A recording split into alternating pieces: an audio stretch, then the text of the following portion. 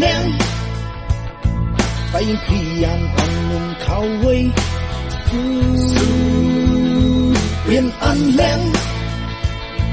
ในโลกะอันรักสิ่งห่มไว้เอาอันเลี้ยงสู่ท้องเลี้ยงตามเปลี่ยนอันแรง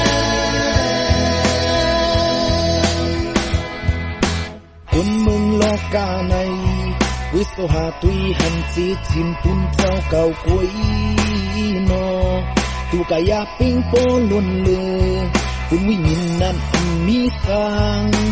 รับสิ่งผิดอยู่เจ้าเยซูสร้างรับไว้ที่หางขาเปลี่ยนอันแรงใส่ขยันอันนุ่มเขาไว้เปลี่ยนอันแรงในโลกะอันรักสิ่งห่มไว้เอาอันเลี้ยงสู่ท้องเลี้ยงตามเป็นอันแรงคนเมืองโลกาในมีน้ำหนาผู้ไหลเป็นไผ่อำหูไหลกุยนอคุยยามเป็นยิ่งใจจังหูคุณพ่อหันเจ้าเยซูนั้นเพื่อทองเลี้ยงอยู่เจ้าเยซูสั่งรับไว้ที่หางขาเปลี่ยนอันแรงใส่ขยันอันนุ่มเขาไว้เปลี่ยนอันแรงในโลกะอันรักสิ่งห่มไว้เอาอันเลี้ยงสู่ท้องเลี้ยงปาน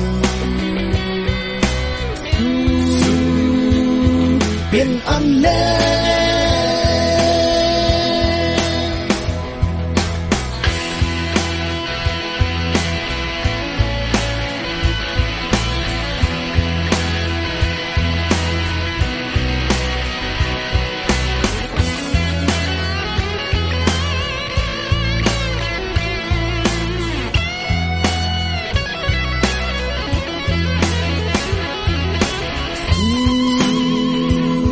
เป็นอันแรง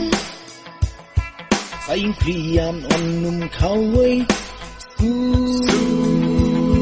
เป็นอันแรงในโลกะอันรักสิ่งห่มไว้เอาอันเลี้ยงสู่ท้องเลี้ยงปานเป็นอันแรงตั้งกัดมีไว้ก็